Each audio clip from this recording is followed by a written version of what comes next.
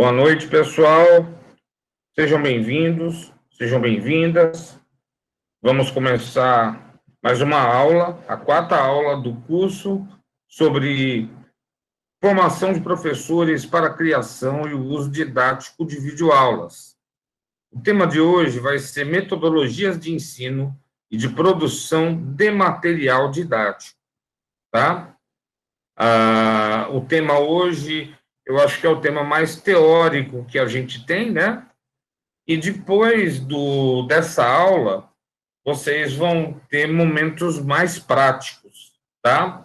A partir de amanhã, já começa a atividade com a Daniele, e aí nós já vamos dar as ações mais práticas, ok? Então, Luciano, vamos avançando, Luciano? Então, vamos lá.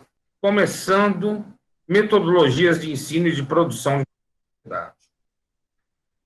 O que são artefatos culturais? O que vem a ser o uso instrumental na educação? Quando o vídeo é artefato cultural e quando ele faz parte do uso instrumental?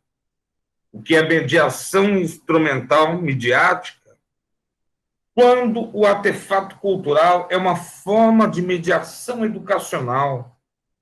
Como se utiliza o vídeo em uma perspectiva socio-interacionista? E como as concepções sobre artefatos culturais afetam as videoaulas, tá? É só que a gente sempre vai ter presente em nossas ações, e são questões importantíssimas que a gente precisa refletir e precisa questionar, né? A gente parte da teoria dos artefatos culturais, tá? A gente vai falar das metodologias. Ontem, por exemplo, a Mariane, ela falou sobre os processos cognitivos, né? Hoje eu vou falar sobre as metodologias de ensino, né? As ações de ensino. Então, eu preciso, muitas vezes, também recorrer às ações dos cientistas cognitivistas para poder pensar o outro lado dessas ações. Vamos adiante? Então, vamos lá. Artefatos culturais. O que vem a ser isso? Os artefatos culturais são simultaneamente ideais, conceituais e materiais. São ideais na medida em que contêm, na forma codificada, as interações das quais eles previamente fizeram parte. Tais artefatos existem apenas na medida em que estejam corporificados na materialidade.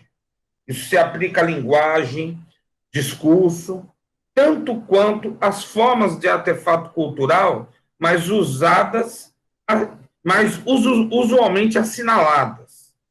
Na medida em que mediam as interações com o mundo, os artefatos culturais podem também ser considerados instrumentais.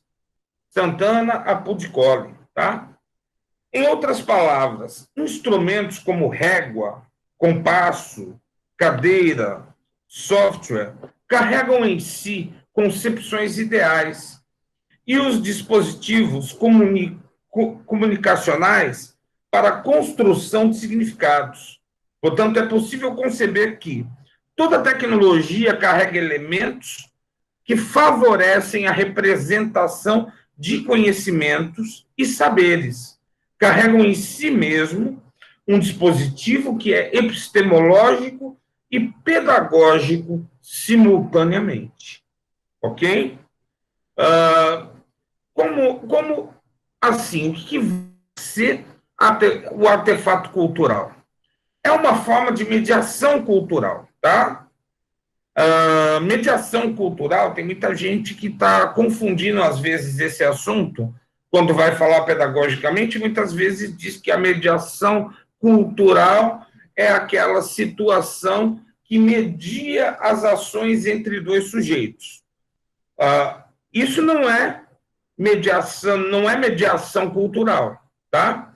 Isso é mediação no sentido do direito.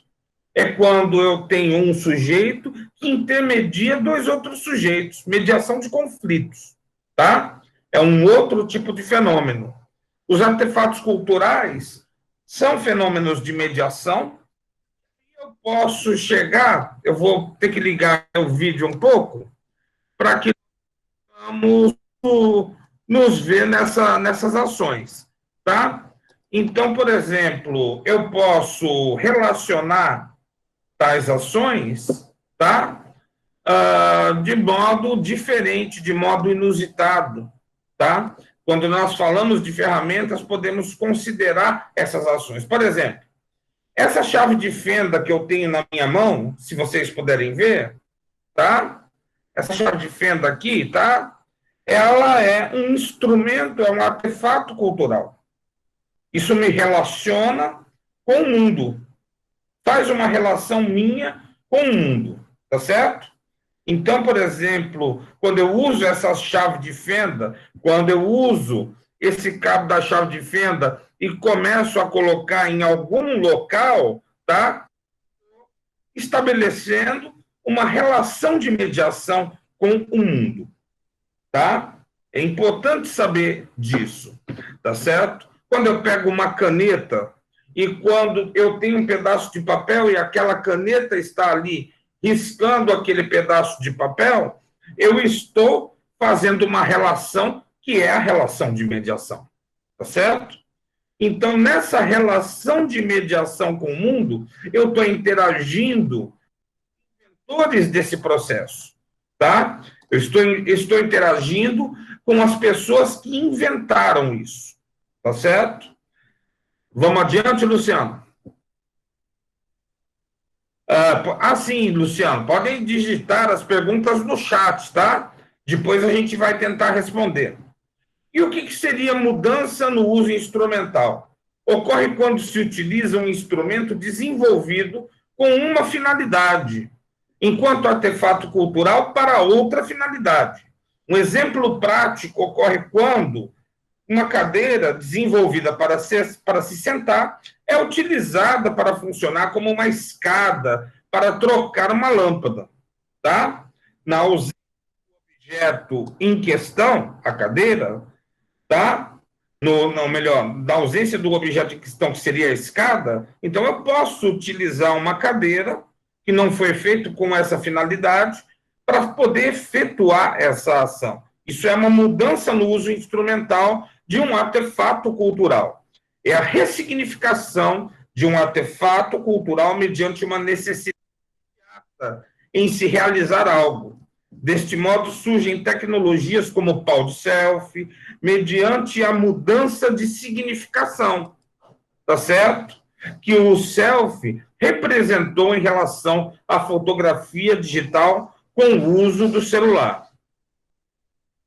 Tá? Então, vamos avançar? E vamos tentar explicar melhor o artefato cultural mencionado antes, tá?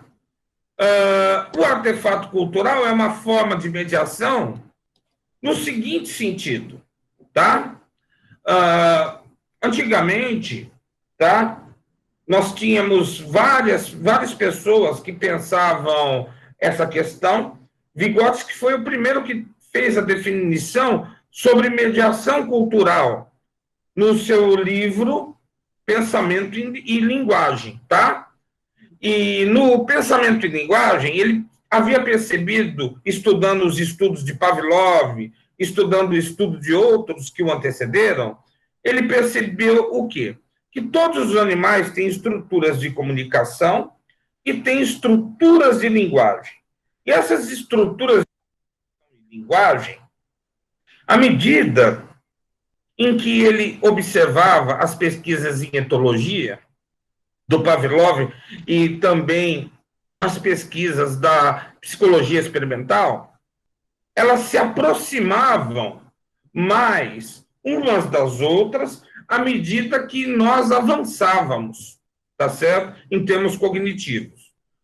Por exemplo, quando você observava que você estava no grupo dos primatas, você percebia que as estruturas de comunicação e de linguagem, elas quase se fundiam, tá? Então, depois que ele fez a observação de vários desses estudos, ao longo da história, no transcorrer da história, ele chega à seguinte hipótese. É provável que as estruturas de pensamento e as estruturas de linguagem, elas não se comunicassem. Mas o que foi acontecendo é que nos aproximamos dos primatas, quanto mais nós nos aproximamos dos primatas, essas interações elas se juntam,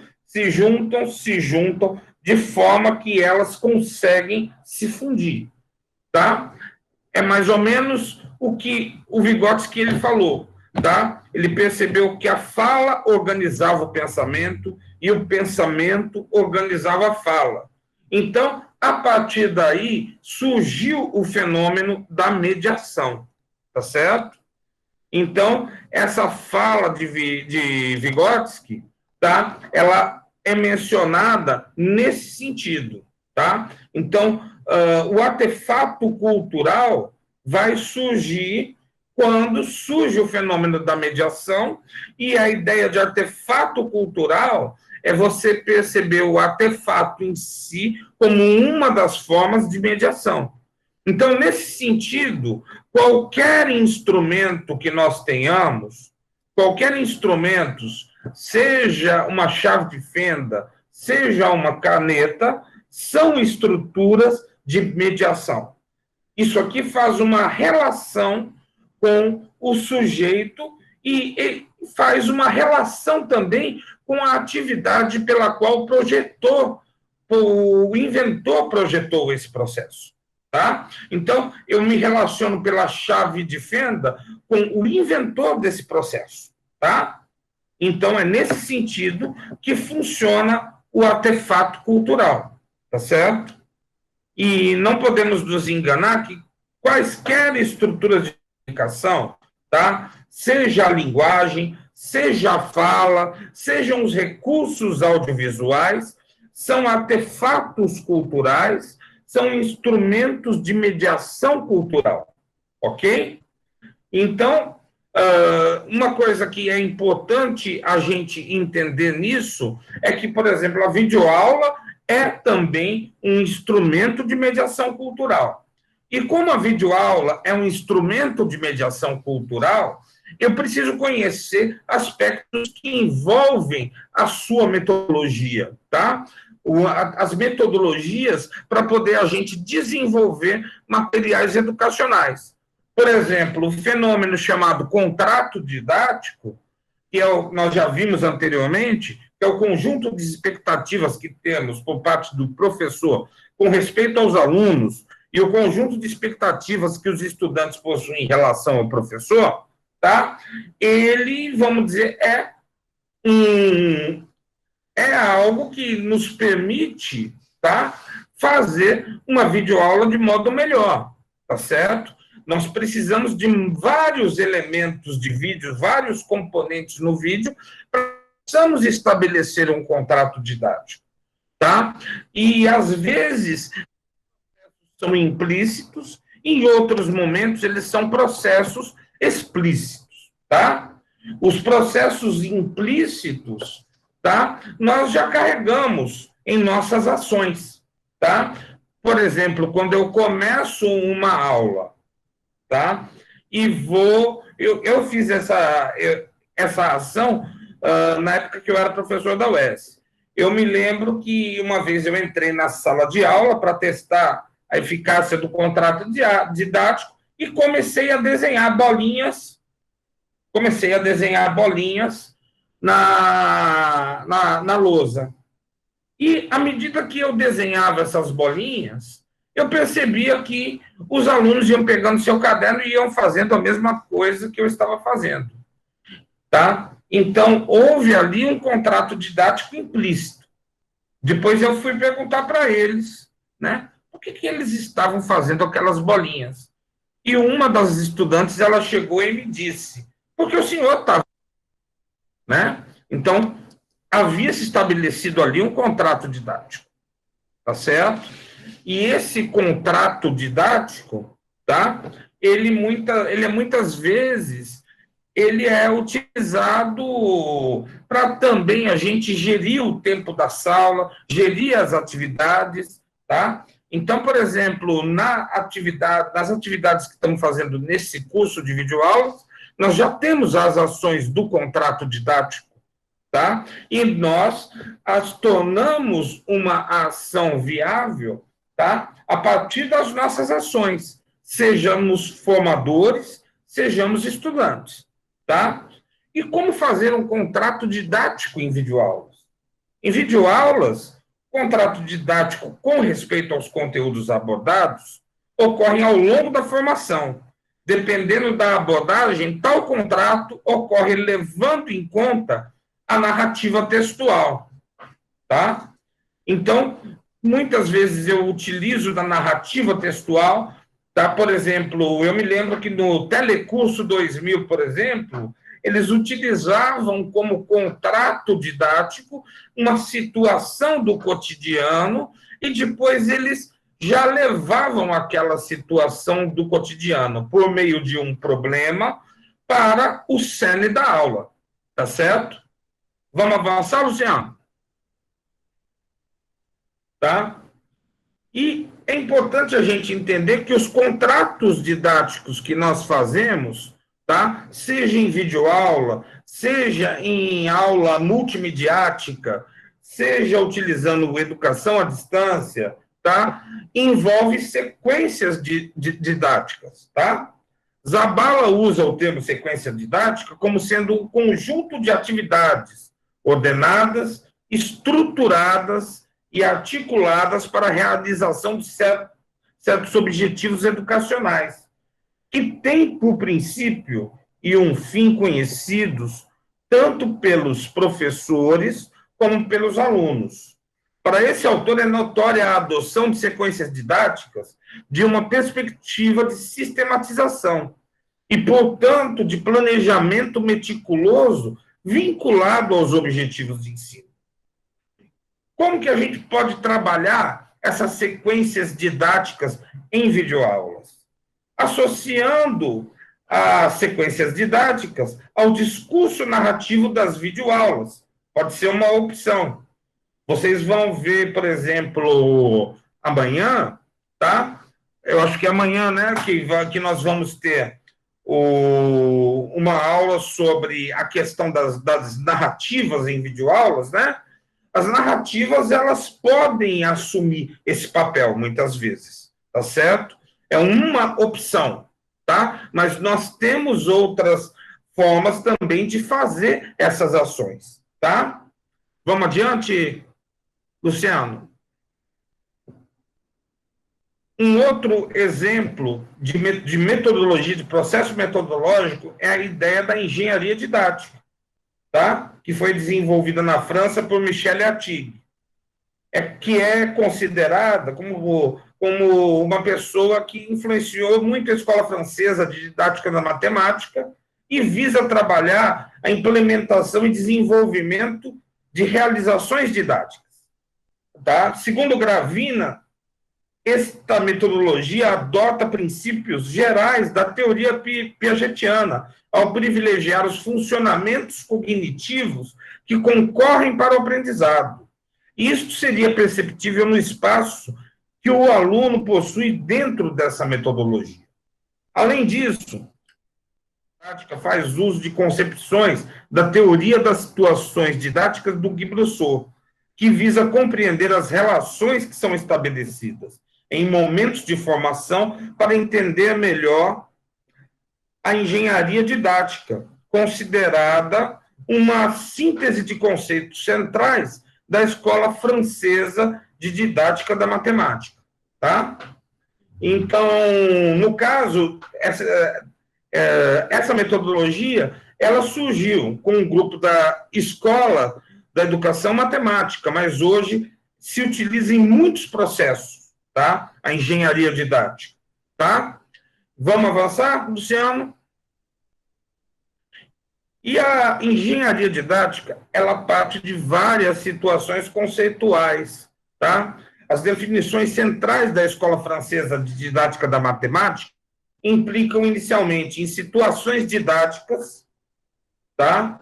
Brousseau por Machado define situações didáticas como um conjunto de relações estabelecidas explícita e ou implicitamente entre um aluno e um grupo de alunos num certo meio, compreendendo eventualmente instrumentos e objetos e um sistema educativo, tá? Isso daí seria o lado do professor, com finalidade de possibilitar a esses alunos um saber constituído ou em vias de constituição.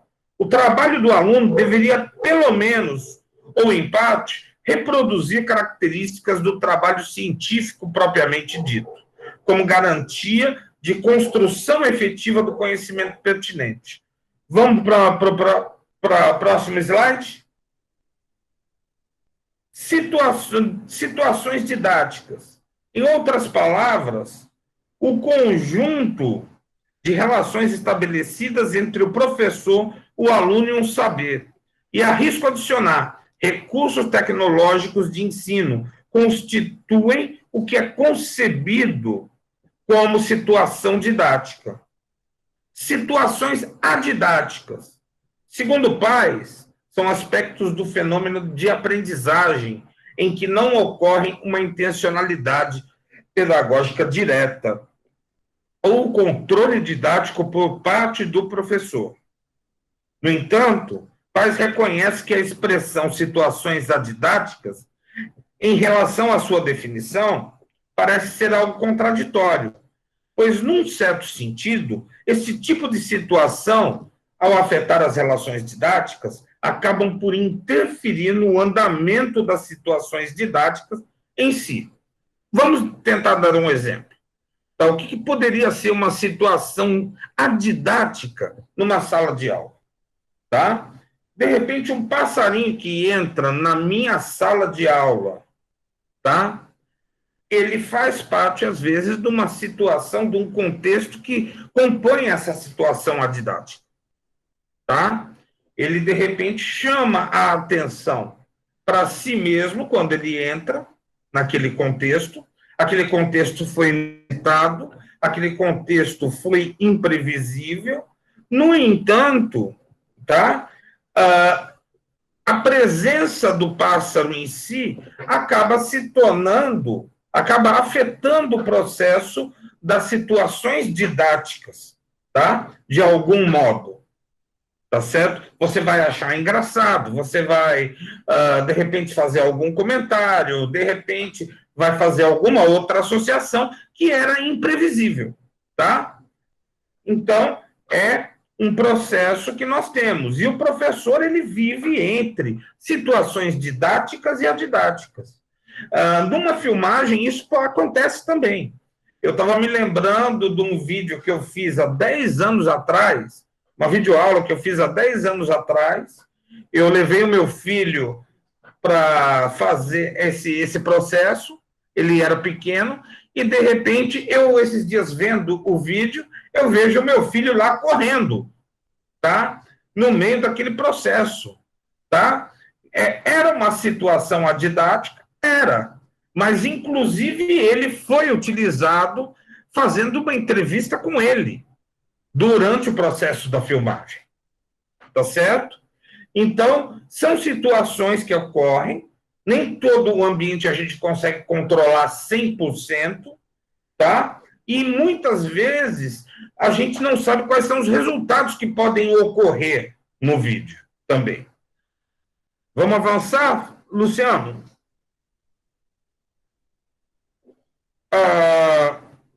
Eu mencionei o contrato didático antes, né? Mas aqui é mencionando ele como um fenômeno didático. Eu acho importante a gente ver aqui, constitui um dos fenômenos didáticos mais influentes em situações de ensino-aprendizagem. Pode-se dizer que se trata do conjunto de expectativas e comportamentos que os alunos têm em relação ao professor e vice-versa.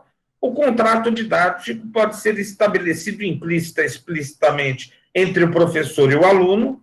Além disso, o contrato didático revela aspectos de gestão docente em aula, bem como, segundo Paes, as concepções sobre o contrato didático em Rousseau foram fundamentadas nas ideias sobre contrato social em Rousseau, bem como nas concepções sobre o contrato pedagógico em Filot. É interessante a gente mencionar a questão do contrato social do Rousseau. O contrato didático, ele é um tipo de contrato social, tá certo? Então, isso daí é uma situação interessante também a gente observar, tá? Vamos adiante? Transposição didática. Segundo Paes, pode ser compreendido como um caso específico de transposição dos saberes. Desse modo, antes de perguntar o que é a transposição didática, deve-se questionar o que significa a transposição de saberes.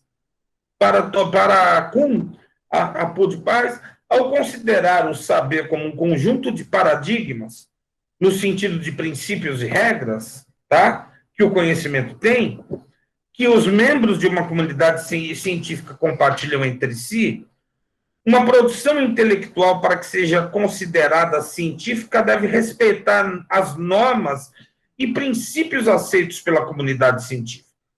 Nesta perspectiva, um dos objetivos dos sistemas escolares e do professor consiste em propor aos alunos o ensino do saber científico como um saber a ensinar, tá? Nesse aspecto, Chavalat, a Paes, apresenta a noção de transposição didática, tá? Então, você vê a transposição de saberes, por exemplo, uma coisa é o saber da ciência, tá? O saber da pesquisa científica. Outra coisa é o saber a ensinar de uma ação escolar, tá? Isso acontece muito no ensino de matemática, quando eu começo a analisar, digamos, a trigonometria para poder ser ensinada. Então, quando eu penso na trigonometria para poder ensiná-la durante um processo de ensino, eu vou ter que ir à percepção do conhecimento científico. O que representou esse conhecimento científico para as pessoas da época em que a trigonometria era ciência, tá? Como que foi desenvolvido a trigonometria, como que era utilizada no cotidiano, tá? Dos babilônicos, dos egípcios, tá certo?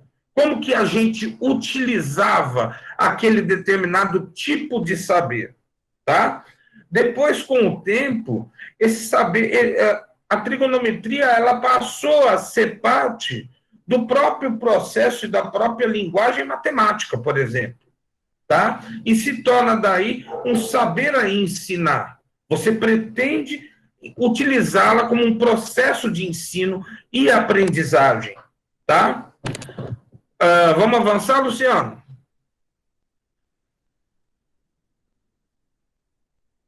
Então, transposição didática. Nesse aspecto, Chevalier Paes apresenta a noção de transposição didática.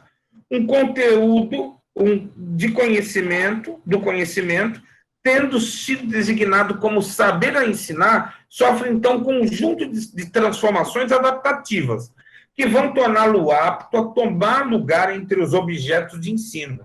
O trabalho de um objeto de ensinar a saber, tá? De um objeto de saber a ensinar, perdão, faz objeto de ensino, é chamado transposição didática, tá? Então, por exemplo, o saber a ensinar, tá? Eu quero transformar ele num saber a ensinar. Às vezes eu tenho que contar a história de como aquele conhecimento surgiu, tenho que explicar como aquele conhecimento surgiu, para explicar como ele pode ser utilizado dentro do aspecto de uma videoaula, ok? Eu vou, em primeiro lugar, eu vejo aqui que tem várias questões, deixa eu ver se eu já consigo responder algumas delas, né? Deixa eu ver aqui, o Fernando coloca, qual o risco da sequência didática tomar o primeiro plano no processo metodológico da aprendizagem, levando o conteúdo do conhecimento para o segundo plano. É o problema do saber a ensinar, tá? Se a sequência didática ela for pensada, tá, somente em si mesmo, sem pensar na transposição didática, você corre esse risco, Fernando. O Rafael, mas essas situações inusitadas podem servir como uma dinâmica para quebrar o gelo da aula? Essas as situações adidáticas, tá? Eu creio que é sobre isso, podem ser essenciais nesse aspecto, tá? A ideia do pássaro que entra na sala de aula é que, de repente, ele faz uma quebra didática, tá? Na aula. Mas mesmo a presença do pássaro parecendo ser uma situação adidática, ela representa algo que pode se tornar didático, tá? Então, digo isso para despertar os alunos e tentar fixar a atenção deles nas videoaulas, tá? É possível, tanto porque existem duas situações aí também, Rafael. Existe a situação do uso de uma videoaula e existe a situação de você produzir a videoaula. O uso da videoaula, aquela videoaula que é produzir, que você vai utilizar, pode não ser necessariamente tua, pode ser de outra pessoa, tá? Essas situações inusitadas, elas podem ocorrer durante o processo de revisão, o processo de utilização da videoaula.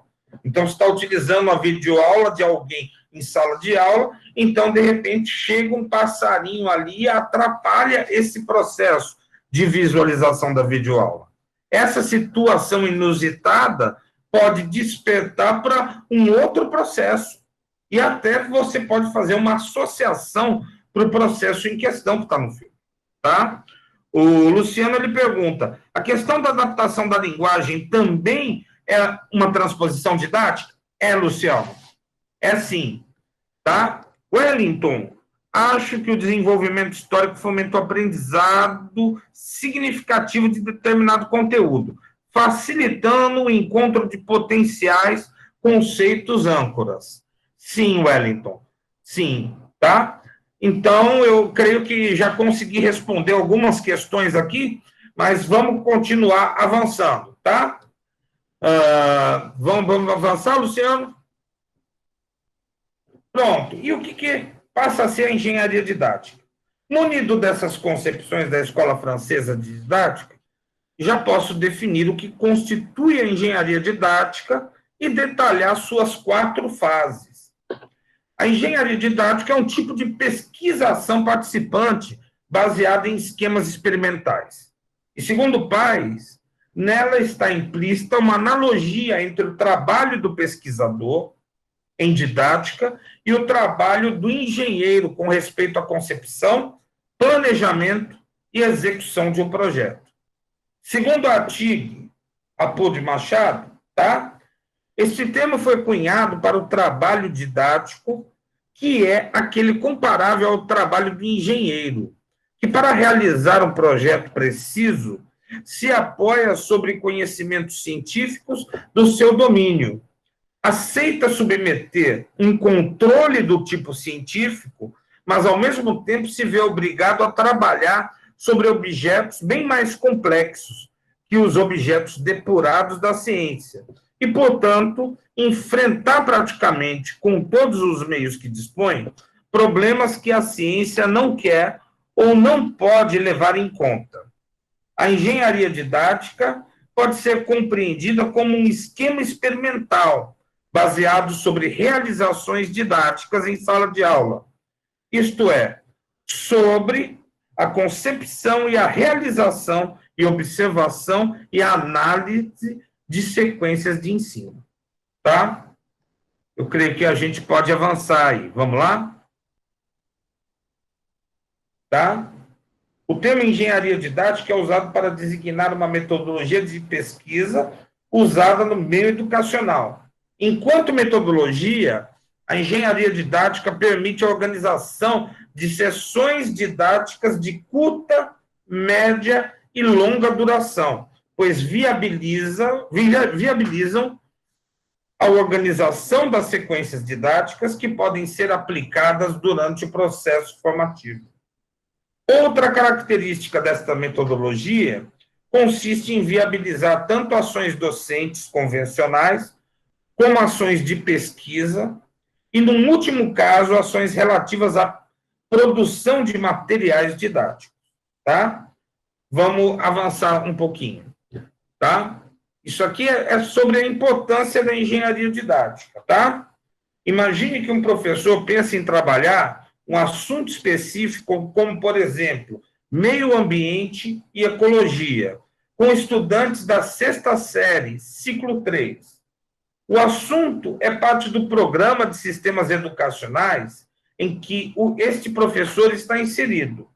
E, nesse caso, a engenharia didática funciona como metodologia para favorecer ações didáticas durante o momento de suas aulas.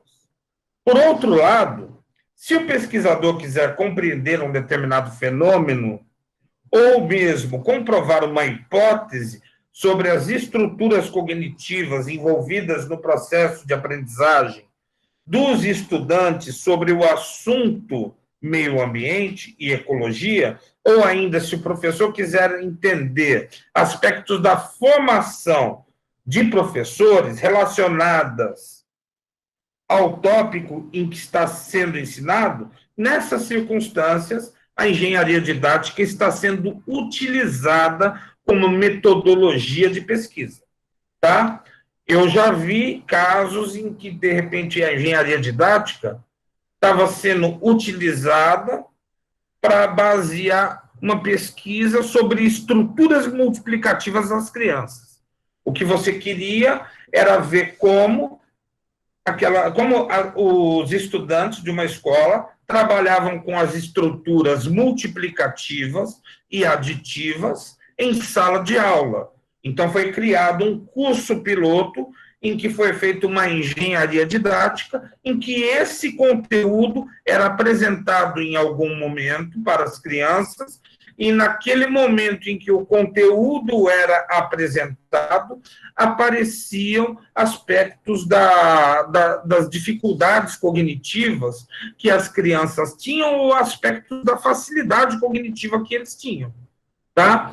Então, nesse sentido, era um tipo de pesquisação, e o professor, no caso, ele fazia o papel do pesquisador, tá certo?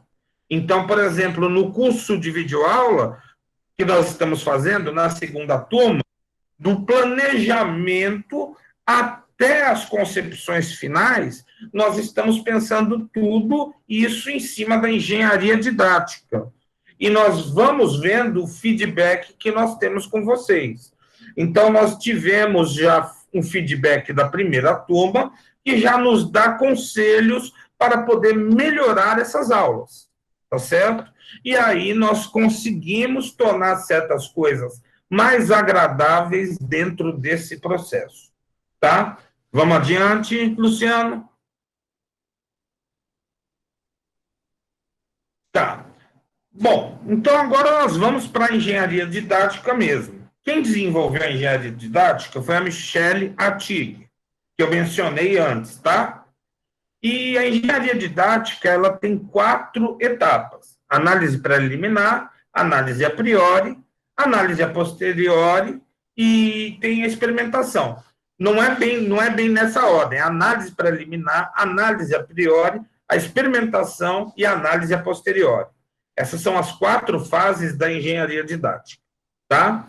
E como que foi que a Michelle Attig ela conseguiu fazer isso? Ela trabalhou, a pesquisa dela ocorreu durante 30 anos. Ela estava querendo ver qual que era o papel do planejamento, tá, de professores nas ações deles, tá? Então, durante 30 anos, ela passou investigando e ela verificou que existiam 3 fases que ocorriam naturalmente: a análise a priori, a experimentação e a análise a posteriori.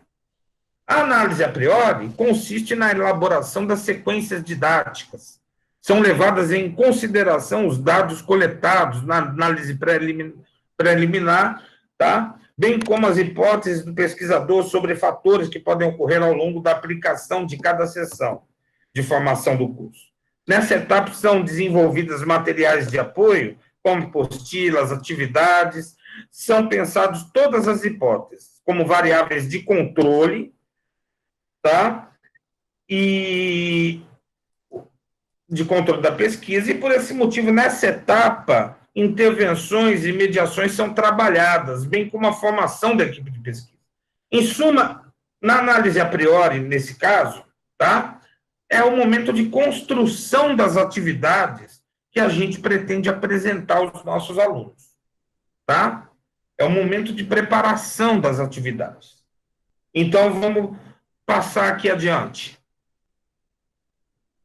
A experimentação é a aplicação da fase anterior, tá? A aplicação das sequências didáticas de ensino desenvolvidas na análise a priori, em curso de formação, e ao momento da realização do curso. Nessa etapa, o pesquisador pode validar ou invalidar suas hipóteses didáticas que foram estabelecidas ao desenvolver sua análise a priori. E a análise a posteriori trata-se da verificação das hipóteses definidas na análise a priori, de modo que seja possível comparar, tá, as sequências didáticas que foram desenvolvidas com os resultados do momento sala de aula, que a gente chama de experimentação. Em outras palavras, trata-se de uma confrontação da realidade em relação ao que é ideal.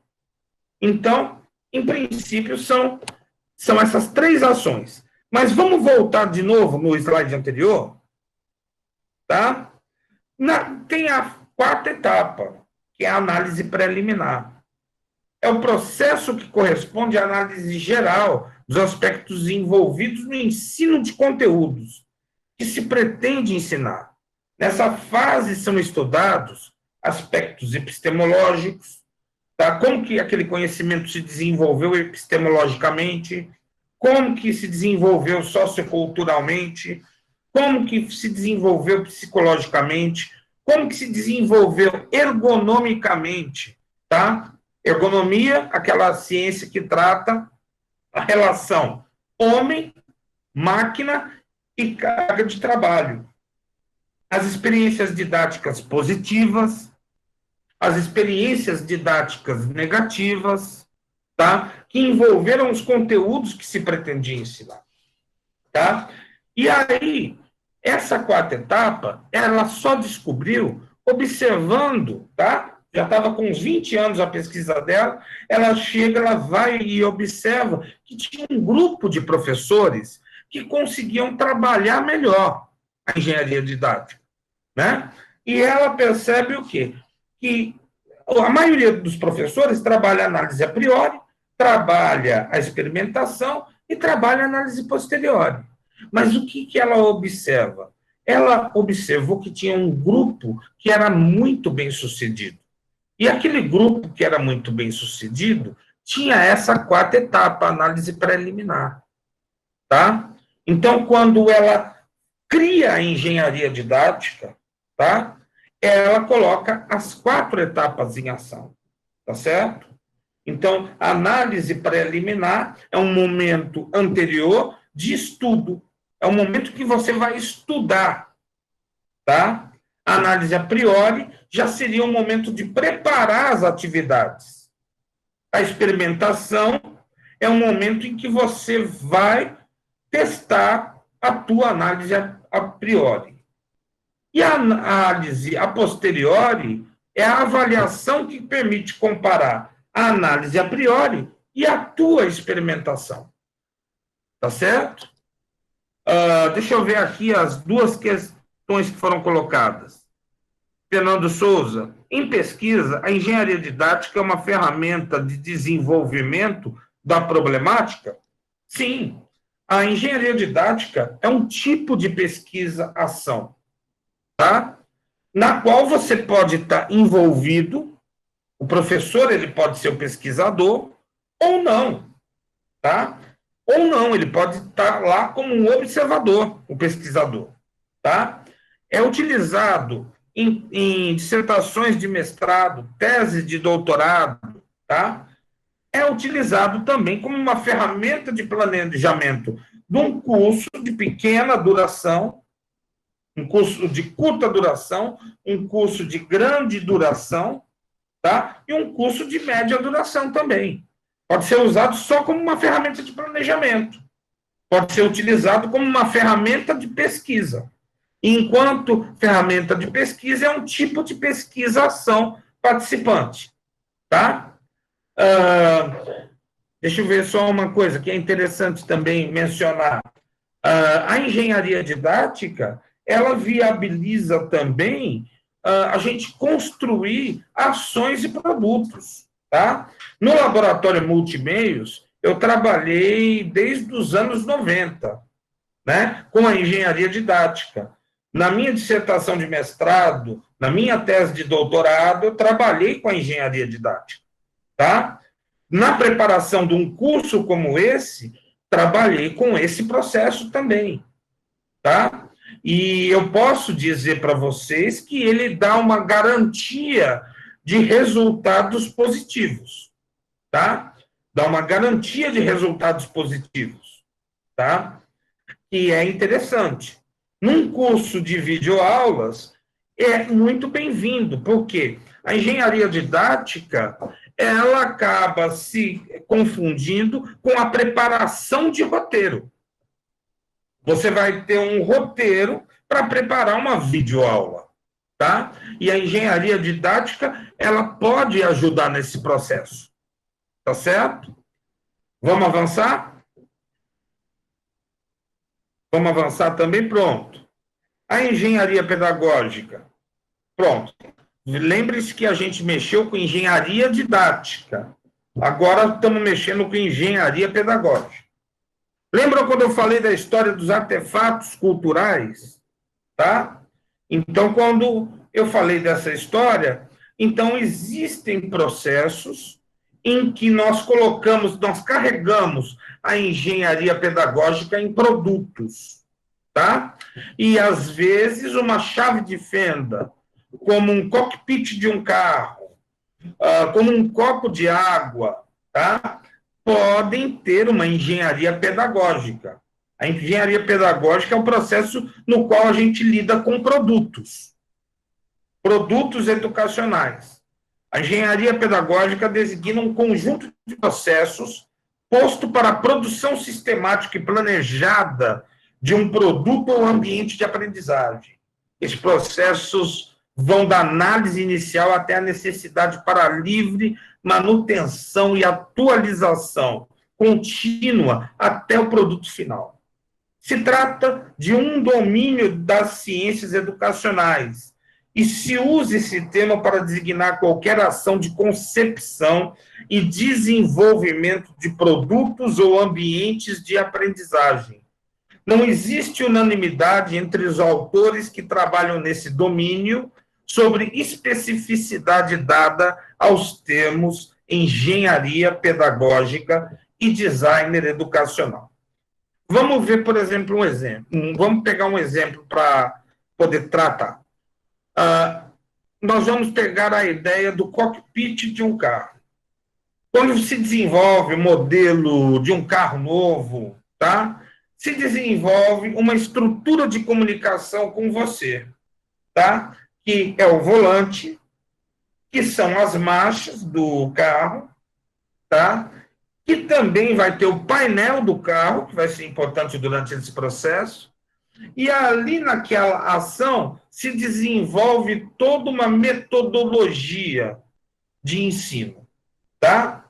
Naquela metodologia de ensino é pensada a legislação de trânsito, é pensada a sinalização de trânsito.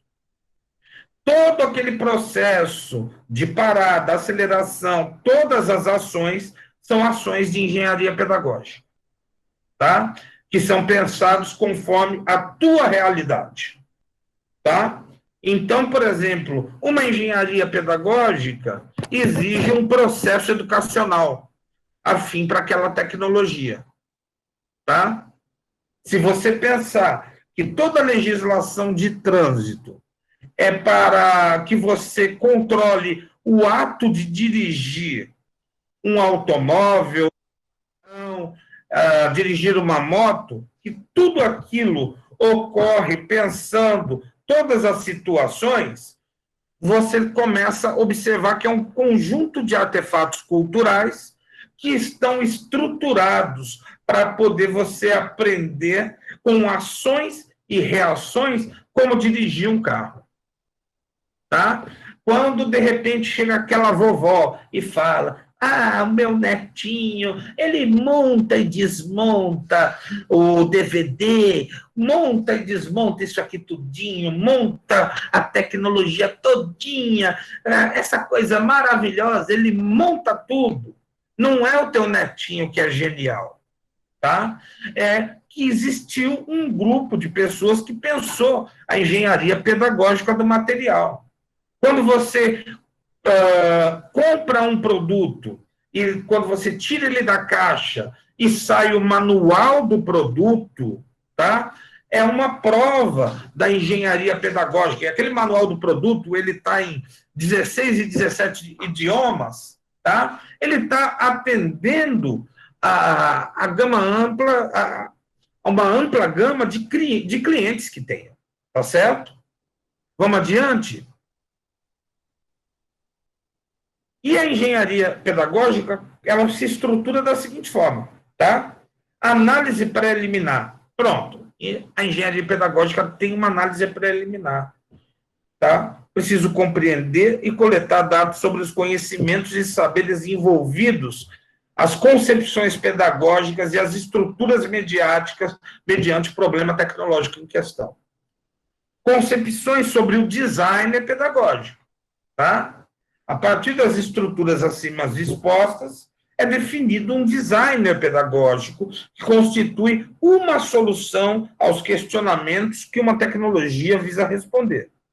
A partir deste designer, se desenvolve uma arquitetura que deve contemplar material para a formação do usuário, indo além disso. Esses materiais devem levar em conta não só a formação do ponto de vista instrumental e material, mas também do ponto de vista conceitual, visando o resgate dos aspectos epistemológicos mediante ideias pedagógicas midiáticas no sentido da mediação cultural e os meios de comunicação, tá? Então, veja bem, eu posso ter um produto educacional ou posso ter um produto que não seja educacional, tá? Esse produto que não é educacional, ele vai ter que ter uma engenharia pedagógica, e o produto que é educacional vai ter que ter uma engenharia pedagógica também, tá? Então, é importante a gente observar que todos os produtos que nos rodeiam, eles vão ter que ter a sua engenharia pedagógica. Vamos avançar? Realização do material. Após a fase do designer, ocorre a implementação do ponto de vista do material midiático. E a validação disso daí são as averiguações sobre o produto implementado e produzido a partir de testes pilotos, tá? E aí é testado a partir de cursos pilotos, testes de usabilidade, análise ergonômica para correção e revisão nas perspectivas da modelagem de conhecimentos e saberes que se pretende ensinar. Aqui são discutidas concepções pedagógicas, bem como a modelagem midiática, tá? Difusão são as estratégias de distribuição do recurso tecnológico, tá? Então, quando eu testo o link com vocês, para que vocês possam acessar a sala, é uma estratégia de difusão do produto, tá? E o produto aqui, no caso, é o curso de videoaulas, tá? Que não é só um produto, tá? Gestão do produto consiste na administração, reparação e evolução do recurso tecnológico ao longo do seu tempo de vida, tá? Sim, parece sim. Tá? Vamos adiante? Então, aqui nós temos, ó, a engenharia pedagógica, temos a engenharia didática. Podemos trabalhar com elas juntas? Podemos, tá? O curso de videoaulas, nós podemos trabalhar pensando que nós estamos fazendo um curso de videoaulas, envolve a engenharia didática, mas eu posso pensar no curso de videoaulas como um produto também, tá?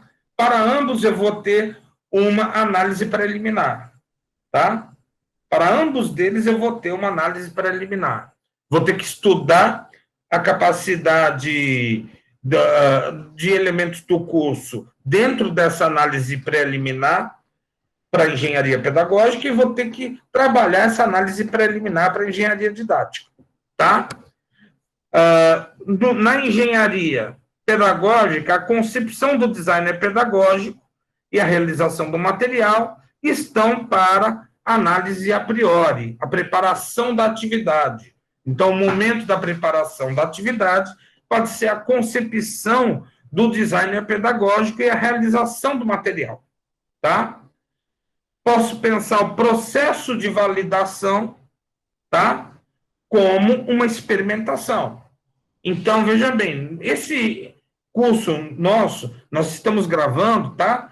Mas eu poderia, vamos dizer assim, fazer, pelas gravações deles, tá? Gerar um determinado produto e eu posso validar esse produto, tá? A posteriori.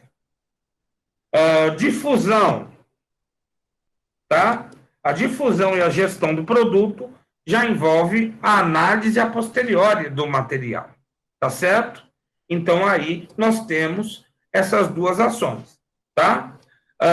O Wellington Ferreira está perguntando, sendo a engenharia didática uma atividade docente em sinergia com a investigação científica, isso é explicitado aos alunos que se tornam alvo da investigação no contrato didático? Os alunos podem se recusar a processo enquanto investigação? Pergunta interessantíssima, tá? Os alunos podem não querer participar da investigação, tá? Eles podem não querer participar da investigação. E eu acho interessante isso, eu acho interessante a gente deixar claro a metodologia justamente para evitar esse tipo de problema, tá certo? Porque, por exemplo, às vezes a pessoa ela não quer participar do processo, tá certo? Isso deve ser apresentado a ela. Francisco ele pergunta: engenharia pedagógica parece com instrucionismo, behaviorismo? Uh, Parece com instrucionismo, mas instrucionismo não é necessariamente behaviorismo, tá? Aí só queria fazer essa observação, que a gente pensa que uma ação instrucionista ela é sempre behaviorista, não necessariamente, tá? Não necessariamente. Às vezes pode ser behaviorista, outras vezes não, tá? O Wellington Ferreira, a engenharia pedagógica parece mais estruturada. Bom, engenharia pedagógica é para produtos. Agora, os produtos, eles podem ser educacionais ou não educacionais, tá? Eu posso fazer um jogo com finalidade educacional, tá? E esse jogo com finalidade educacional, ele poderia ter também uma engenharia didática, mas eu posso fazer um jogo sem finalidades educacionais. Eu poderia ter uma engenharia pedagógica e não ter uma engenharia didática. No caso do curso de videoaulas, eu estou utilizando as duas metodologias na preparação desse curso, tá? Porque eu posso estar preparando um produto e eu posso estar preparando um curso, tá? Então, a gente tem que pensar nessas possibilidades, tá certo? Vamos adiante. Eu creio que já respondi as questões. Pronto, considerações finais. O uso das engenharias didática e pedagógica de modo interativo para desenvolvimento de videoaulas, levando em conta a cultura digital, pode ser significativo para que os que pensam poder desenvolver e utilizar vídeos enquanto experiências de ensino e aprendizagem. Eu creio que é isso. Mostra para o pessoal a bibliografia. Tá? A gente está utilizando aqui alguns textos, tá? Que vocês podem baixar na internet. Tá? Um desses textos, as tecnologias educacionais na perspectiva do ensino de ciências sociais e humanas, ideias fundamentais sobre a engenharia pedagógica e didática, é um texto meu que eu utilizei, tá? Seria interessante vocês observarem, é um texto que eu fiz em 2009, tá? Passa um pouco mais adiante, deixa eu ver se tem mais alguma coisa. Sim, tem um texto sobre contrato didático, sequência didática, tá certo? Então, eu creio que tem aqui vários materiais. Volta na estrutura anterior. Por favor, Fernando. Deixa eu ver aqui. Não está colocado a minha tese, mas poderia ser colocada, pessoal. E agora nós vamos expor. Estou aqui diante de vocês para ouvir os questionamentos que vocês tenham, tá? Depois eu passo a palavra ao Luciano, a Dani e a Mariane.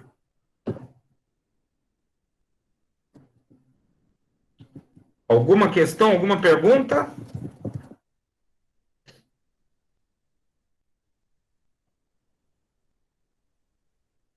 Eu fui respondendo as questões ao longo do tempo.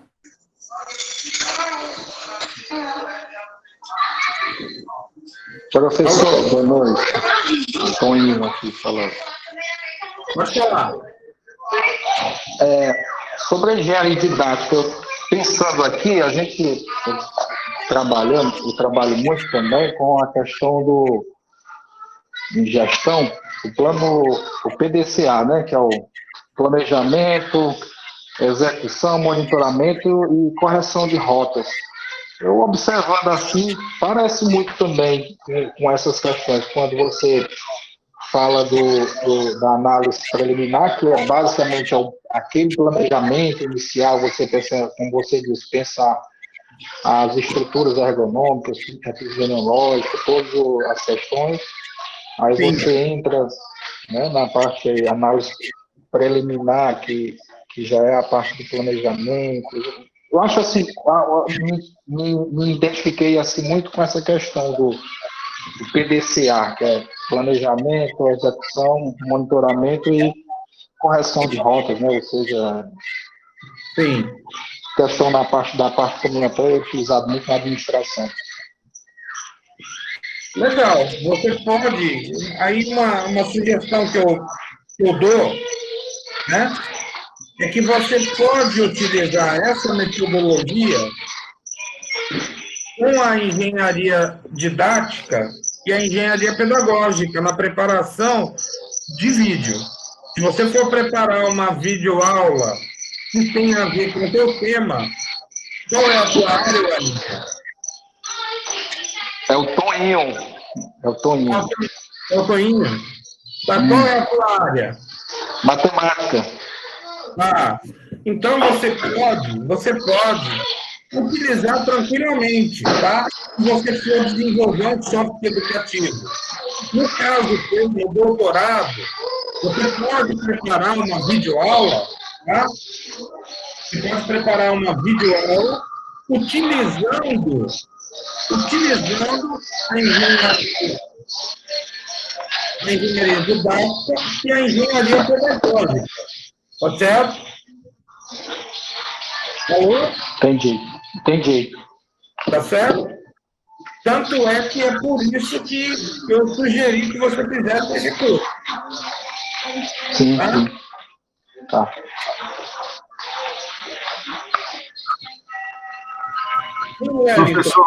Professor Rogério, Isso. Nessa maratona toda que nós tivemos aí nas últimas semanas, né, com o PAAP e outros cursos que eu estou fazendo sobre ensino remoto, etc., a gente ouviu falar algumas vezes de design instrucional. Como é que isso se articula? Como é que é o design pedagógico ou a engenharia pedagógica e didática se articulam, se é que se articulam com o design instrucional? O designer instrucional... Alô? O designer instrucional, ele pode ser articulado do seguinte modo. Vamos voltar, eu vou pedir para o Luciano voltar aqui um pouquinho, tá? Vamos voltar um pouquinho. Vamos voltar mais um pouco. Aí, tá? O designer, quando eu falo de designer pedagógico, tá? Dentro do designer pedagógico, eu posso ter um designer instrucional, tá? Como foi mencionado pelo Francisco Antônio Nascimento, tá? Engenharia pedagógica parece com instrucionismo, tá? Behaviorismo. Acontece que nem todo instrucionismo é behaviorista, é justamente por isso, tá? Porque, por exemplo, na teoria do designer pedagógico, eu posso ter várias instruções do ponto de vista behaviorista, tá? Mas quando eu trabalho o designer pedagógico como um designer instrucional, tá? Eu posso ter instruções para as ações que vão ser executadas e eu posso colocar diante das pessoas os cases, as múltiplas escolhas, tá? Então, aí eu já tenho um elemento que não transforma, não deixa isso se tornar algo behaviorista, tá? Então, existe, vamos dizer assim, o designer instrucional, existe um designer que é pedagógico no sentido de trabalhar vários aspectos, tá? Eu posso trabalhar uma videoaula em que chega a um determinado momento em que o meu designer pedagógico pode ser uma pedagogia pró-Macarenco, tá? Uma pedagogia da confrontação, tá?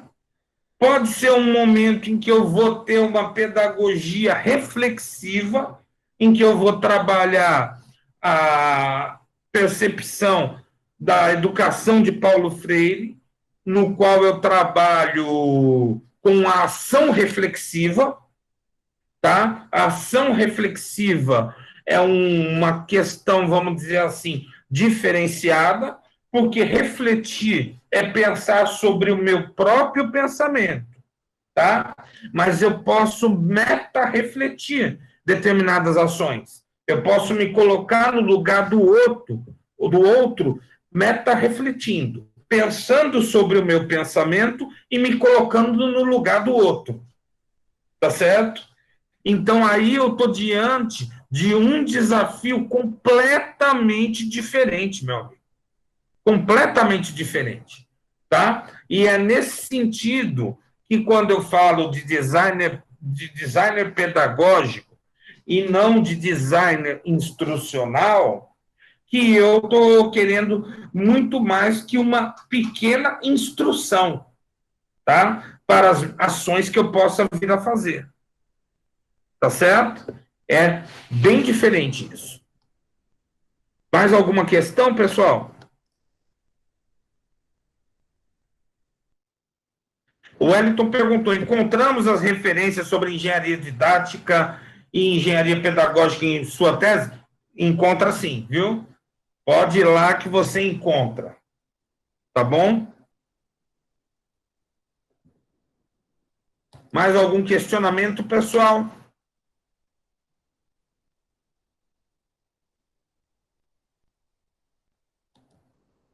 Mais alguma questão? Eu acho que a gente, vamos dizer, fazer essa discussão, tá? Então, agora eu vou passar a palavra para o Luciano, vou passar a palavra para a Mariane, vou passar a palavra para a Dani, para que possam avançar em atividades com vocês, tá bom? Boa noite, pessoal, tá? Vamos lá. Boa noite. Obrigado.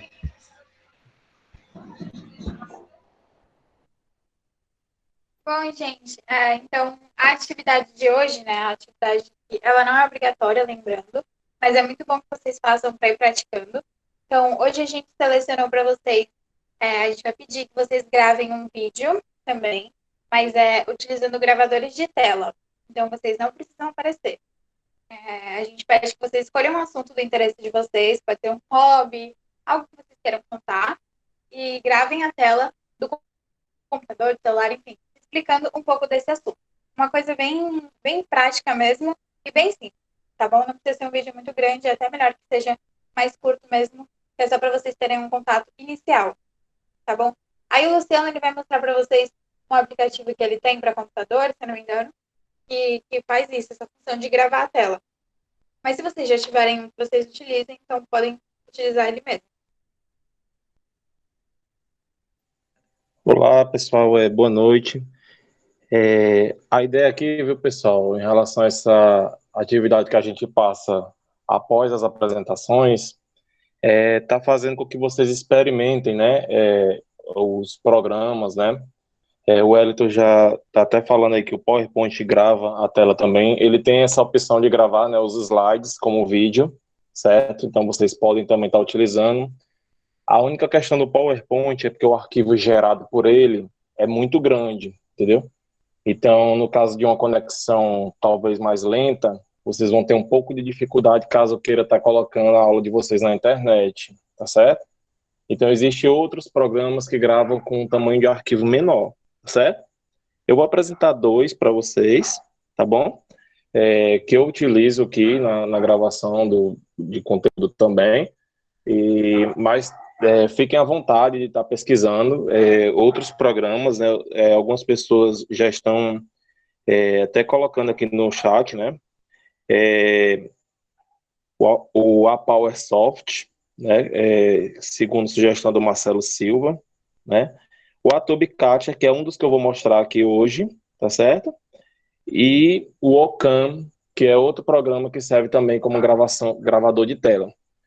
Quando é que vocês vão usar, né, inicialmente, esses gravadores de tela? Para gravar tudo o que acontece na tela do computador de vocês, né? Podem ser slides, pode ser também o uso de algum aplicativo que vocês queiram estar demonstrando, né?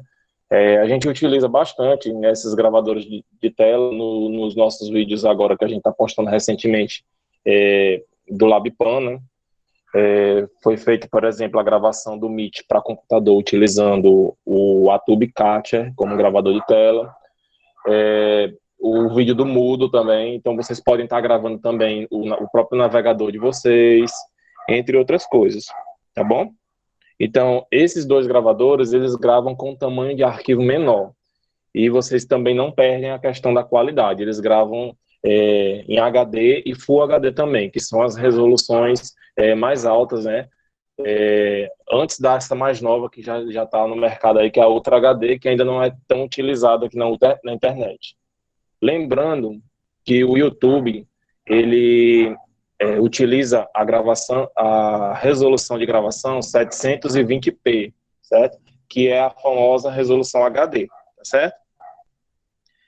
O Wellington Ferreira perguntou qual o outro além do Adobe Catcher. Eu vou apresentar aqui também o Ocam, certo?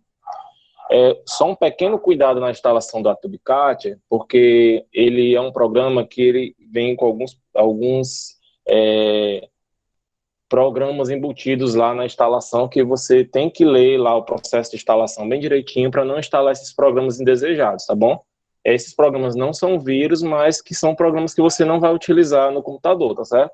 Então, vocês tomem cuidado só com essa questão. É só ir desmarcando as opções. Eu vou tentar mostrar o processo de instalação aqui. Eu posso até estar desinstalando o meu e mostrando para vocês. Inicialmente, eu vou mostrar o Atube Katia, certo? Que já é o fruto do uso de algumas pessoas aí, certo? A interface aqui do programa é essa luva de beisebol. É um programa que serve não só para gravação de tela, mas serve também para conversão de arquivos de vídeo, serve para baixar e converter vídeos do YouTube, de algumas redes sociais, certo? Então, lembre-se também que quando for baixar, verifique, né, se você pode realmente, se o autor deixou lá disponível, né, na descrição, deixou algum tipo, ou se você teve a comunicação lá com o autor, né, para ver se você pode estar utilizando esse vídeo, tá certo? Então, muito cuidado com a questão dos direitos autorais também, tá bom? No Linux, eu não tenho certeza, viu, Diego, se ele funciona no Linux. Mas depois eu posso estar pesquisando algum programa que rode no Linux ou estar mandando a resposta dessa pergunta no WhatsApp para vocês, tá bom? O Sherry X, né, que está perguntando, pergunta do Wellington Ferreira, perguntando se ele não é bom. No caso, eu nunca utilizei esse programa, certo? É muito do que eu falei ontem na questão dos programas de vídeo. Esse também, como um programa que utiliza o vídeo, é muito também da questão do gosto, né? O OBS é um programa também que eu também não utilizo, mas que dizem ser muito bom também e ser bastante completo para esse tipo de tarefa. Então, assim, é muito da questão do gosto. Então, eu aconselho que vocês peguem esses nomes também, né, além dos que eu passei aqui, e possam estar experimentando, porque é muito da questão do que atende à nossa necessidade, né? Como eu gravo vídeos mais básicos, o Atube e o Ocam, ele já atende bastante às minhas necessidades, né? Então, eu acho que posteriormente, talvez, para uma necessidade maior, eu venha estar aderindo a um programa talvez mais completo, tá certo?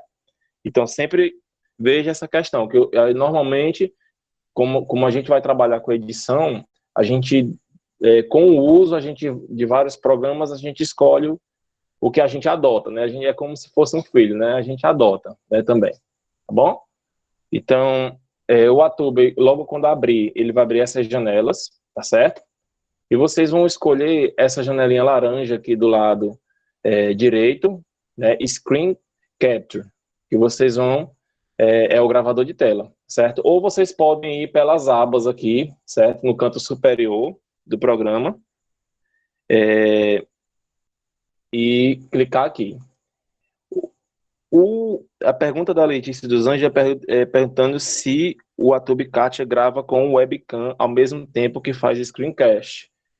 Não, viu? O Atube ele não trabalha com webcam, certo? Ele faz só mesmo a captura de tela, tá certo? Eu sei que o OBS, ele trabalha com essa questão da captura tanto da webcam, né, da imagem vinda da webcam, como também da captura de tela, ao mesmo tempo, tá certo? Então, se você quiser desempenhar esse tipo de tarefa, você pode estar utilizando o OBS, tá certo, Letícia? Então, feito isso, ele vai sumir aquela janelinha, certo? E vai aparecer essa janela aqui, que é a janela do Screen Recorder, certo? Vocês têm 3 opções aqui para estar escolhendo como é que vocês vão gravar a tela de vocês. A primeira opção, que é a traçar área, o programa ele vai abrir uma área de seleção, a qual vocês poderão escolher apenas o trecho da tela que vocês querem estar gravando, tá certo? Então, vocês podem estar delimitando, ou seja, as outras áreas que vocês não delimitarem não serão gravadas pelo aplicativo, tá bom? Então, isso é interessante também, por exemplo, se a gente está gravando num ambiente onde tem imagens de outras pessoas, né?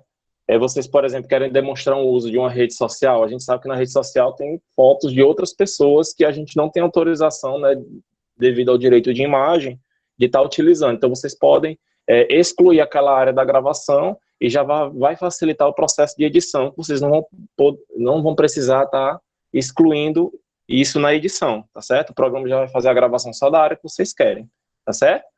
Então, selecione-se a área, né? Só clicar e arrastar e o programa dar um clique e o programa já vai delimitar a área, tá bom? A segunda opção é escolher a janela, certo? No caso, vocês vão delimitar a parte aqui, o programa já faz uma delimitação automática de algumas partes da janela que vocês poderão estar utilizando como gravação, ok? E a última é a opção Full Screen. Então, na opção Full Screen, o programa vai utilizar toda a tela, né, toda a tela será gravada do seu computador, ok? E isso vai incluir tudo que tiver na tela, tá bom? Inclusive o áudio que você está falando e nos outros também, né, a questão do áudio. Então, caso vocês tenham algum tipo de material na tela que vocês não querem incluir nos vídeos de vocês, vocês podem estar gravando em full screen mesmo e estar retirando essa parte lá no processo de edição, sem nenhum problema, tá bom? Os softwares editores de vídeo possuem filtros que vocês podem estar borrando ou cortando parte do vídeo que vocês não querem que saia no produto final, ok? Eu recomendo que quem já ainda não possui também esse software, né, não só o AutobiCat, mas possa estar olhando no chat, porque já existem algumas pessoas que estão utilizando, eu estou vendo aqui outros programas, e vocês podem estar anotando também o nome desses programas e estar fazendo o download e vendo qual é o que melhor se adequa, tá bom a vocês?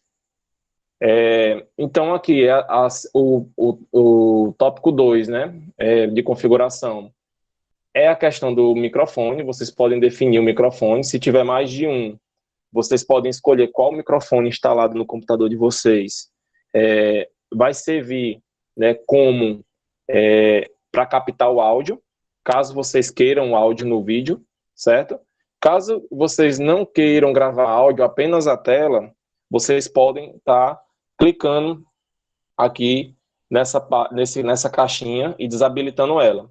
Aí, ou seja, o vídeo vai ser gravado apenas a imagem. Isso funciona também caso a gente queira mostrar, por exemplo, algo com uma música de fundo, né? Algo que está na nossa tela, mas com uma música de fundo. Então, para já diminuir o meu trabalho no processo de edição, eu já gravo a minha tela aqui sem o áudio, certo? Que eu não vou precisar remover um áudio que já exista, e eu pego no processo de edição e incluo depois essa música de fundo, por exemplo, tá bom? Então, vocês podem estar escolhendo conforme, né, o produto final de vocês queiram que saia, tá bom? Essa questão do volume vocês podem deixar, né, automático mesmo, de acordo com o microfone, ele vai definir, tá certo? O formato de gravação, né, aqui no meu está padrão para WMV, certo? WMV é um formato de vídeo, certo? É a sigla para Windows Media Mover, certo? Media Video, desculpe. Esse formato é o formato padrão do Windows, certo? E o YouTube, ele aceita esse formato, tá bom? Além de outros também, como o AVI, o MP4, ele também aceita, tá certo? Então, o programa já grava, então vocês não vão precisar converter esse vídeo para poder estar colocando no YouTube. Já deixa tudo pronto, tá bom? Aqui, no quarto passo, é o local de saída, ou seja, é onde vocês querem estar gravando esse arquivo, né, onde é que fique guardado. Vocês podem deixar ou a pasta padrão do Windows, no caso, que é a pasta vídeos, certo? Ou clicar nesses 3 pontinhos aqui e estar escolhendo a pasta que vocês querem salvando o vídeo final, né, que vocês gravarem com o programa, certo? No meu caso, eu deixei a padrão, que é vídeos, mas vocês podem estar colocando na área de trabalho, em um HD externo, em um pendrive, sem nenhum problema, tá bom? E aqui são as opções de gravações, tá bom? Eu vou colocar as principais aqui para vocês, tá bom? Essa primeira opção aqui, caso vocês queiram limitar o tempo de gravação, eu aconselho que deixe desmarcada, que vocês poderão ter uma maior liberdade em relação ao tempo, ou seja, o programa vai ficar rodando a gravação do vídeo lá permanentemente até que vocês cliquem no botão parar, certo? Então, eu aconselho que deixe desmarcada. Caso vocês queiram já deixar um tempo já pré-definido, então não tem nenhum problema. Vocês podem estar marcando e clicando a quantidade na caixinha ao lado aqui de segundos que vocês querem que tenha o vídeo, né? Então, vocês só fazem aquela conversãozinha de minuto para segundo e pode estar colocando aqui em segundos, tá certo? O início retardado, no caso, caso vocês queiram, assim, um tempo, né, para organizar a tela de vocês antes do programa começar a gravar. Então, eu recomendo que vocês já deixem tudo aberto, né, na tela, claro, mas um tempo que vocês vão ter para, por exemplo, minimizar o programa, para não sair no vídeo o programa, tá certo? Vocês podem estar também clicando nessa questão do minimizar no início, que o programa já minimiza automaticamente, tá certo? Então, vocês podem estar definindo isso. O início retardado é essa questão, ele vai demorar um tempo até iniciar a gravar. Então, vocês podem estar definindo também esse tempo em segundos na caixa ao lado, tá bom? Entre essas questões aqui, entre essas caixas aqui de configuração, a principal que vocês podem estar utilizando é o cursor record, que é para gravar o cursor do mouse. Caso ela esteja desmarcada, quando vocês clicarem em alguma coisa na tela durante a gravação, não vai aparecer o cursor clicando, vai aparecer simplesmente o link abrindo, né? Então, eu aconselho que vocês deixem essa opção marcada para que a gravação se torne mais fiel possível à tela do computador. Ou seja, todo o cursor ele vai ser gravado, né? Esse movimento do cursor do mouse na tela, tá bom? Com certeza. É muito importante, conforme o Rafael falou, o cursor record é muito importante para gravar o PowerPoint, porque é até bom também para vocês poderem indicar trechos importantes, né, do que está sendo gravado, tá bom? E a própria movimentação de vocês na tela, né? Porque quando está desmarcado, essa movimentação ela torna-se quase imperceptível para o usuário. Então, o usuário vai ter que ter muita atenção no vídeo para ele perceber onde você está clicando, por exemplo, entendeu? Então, é sempre bom deixar marcado, tá certo? O siga o mouse, onde você colocar o cursor, o programa vai direcionar o vídeo para lá, né? Então, assim, eu não aconselho que marque. Se vocês quiserem depois estar fazendo um zoom, né, nas partes que vocês acham importantes, eu aconselho que vocês façam isso no software de edição, tá certo? Porque vai ficar muito complicado depois, quando vocês forem passar pelo processo de edição do vídeo que vocês fizeram aqui, de vocês estarem trabalhando com uma tela que se movimenta de acordo com o movimento do mouse de vocês. São muitos movimentos, então fica muito complicado vocês estarem fazendo cortes, por exemplo. Pode ser que a qualidade do vídeo de vocês, no que tange a questão dos cortes, né, que vocês fazem para retirar trechos indesejados, ela não fique tão boa, tá certo? Então, eu aconselho que vocês deixem desmarcada a questão do siga o mouse e procurem estar fazendo essa questão do zoom, né, da mudança, né, de foco em relação a algumas coisas na tela, no software de edição, que ele já dispõe também dessas ferramentas lá, tá bom? Esse Capture Layer, eu não confesso que eu nunca utilizei, mas eu acredito que era para vocês poderem estar tirando uma captura de tela durante o vídeo, tá certo? As hotkeys, tá bom?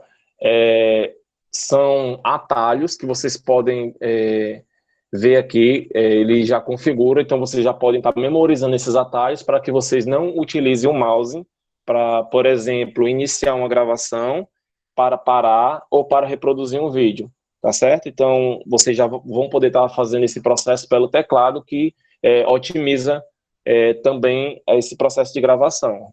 Vocês não vão precisar estar pensando nisso, basta estar com os dedos em cima da tecla e à medida que vocês quiserem estar pausando a gravação, por exemplo, vocês podem estar fazendo através dessas hotkeys.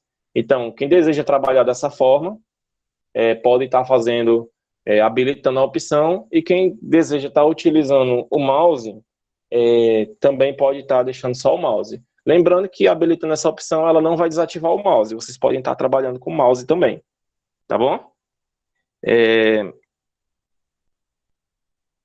Tá certo, Rafael, pode deixar, viu? Obrigado.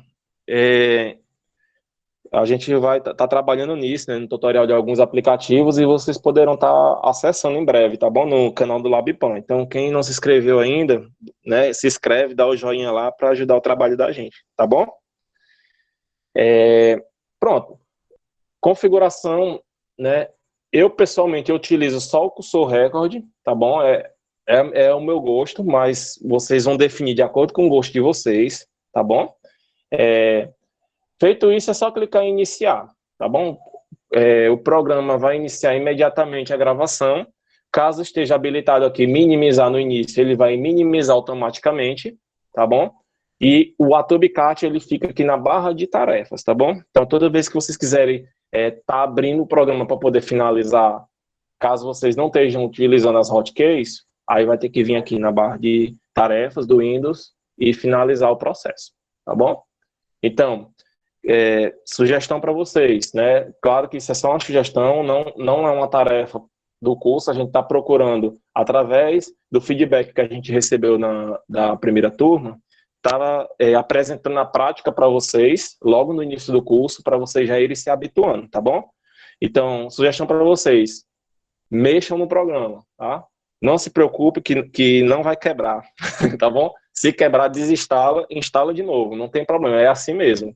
Questão da informática é uso, tá bom? Então, gravar vídeo, mexer nos programas que estão sendo colocados aqui à disposição, vendo também a sugestão dos colegas, que eu estou vendo que tem bastante, tá bom? Então, vão mexendo e usando vários programas, até vocês acharem o que vocês se apaixonaram, tá bom? É assim mesmo. Vamos continuar. Então, pronto. Iniciou o processo, se tiver minimizado aqui, ele vai minimizar automático, se não tiver, vocês minimizam, tá bom? Então, o programa, eu vou deixar desmarcado para vocês poderem ver o programa iniciando. Iniciei, pronto, ele já começou a gravar, tá bom, a tela. Deixa eu só alterar aqui para full screen, pronto. O programa está rodando. Só um minuto aqui que deu um probleminha quando eu alterei. Pronto, o programa está rodando e eu estou gravando agora esse momento aqui com vocês, certo?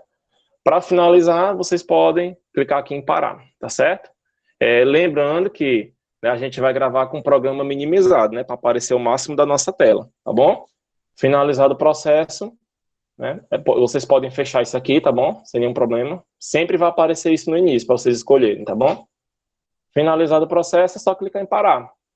Beleza? Se vocês quiserem estar reproduzindo, para ver já como ficou, né, já ir corrigindo algum problema, tá certo? Vocês vão clicar aqui em reproduzir, tá certo? Eu não vou reproduzir, porque senão vai dar um problema aqui com o microfone, tá certo? Mas ele vai abrir o software padrão de reprodução de vídeo do sistema, tá certo? Então, vai abrir a janela do software e reproduzir como um vídeo normal que vocês utilizam, né? Então, depois eu aconselho que vocês passem o vídeo por uma edição e vá continuando o processo de criação de vocês. Beleza? Alguma dúvida em relação à Tube, que eu posso poder passar para o Ocan?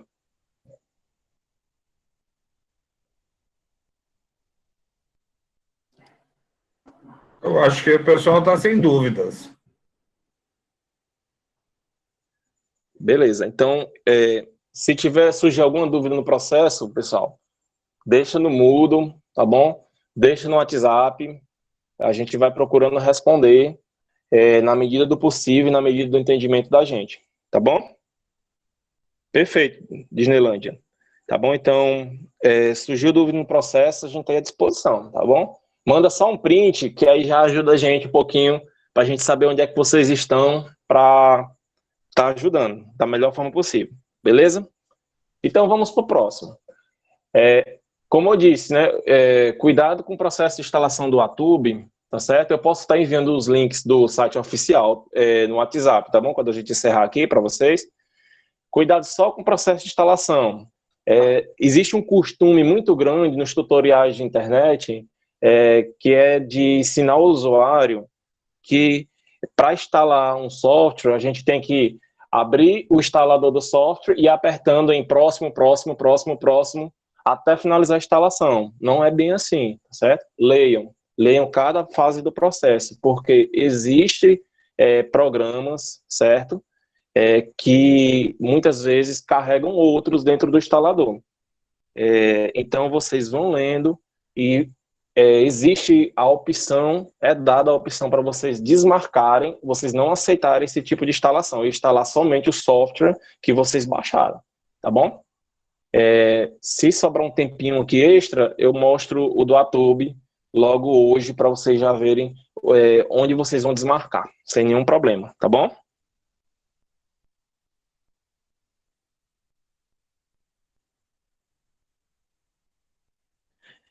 Professora Geni Lustosa, né?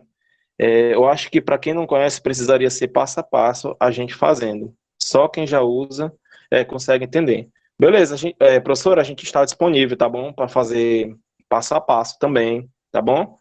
Sem nenhum problema. Agora que é 7h35, tá bom?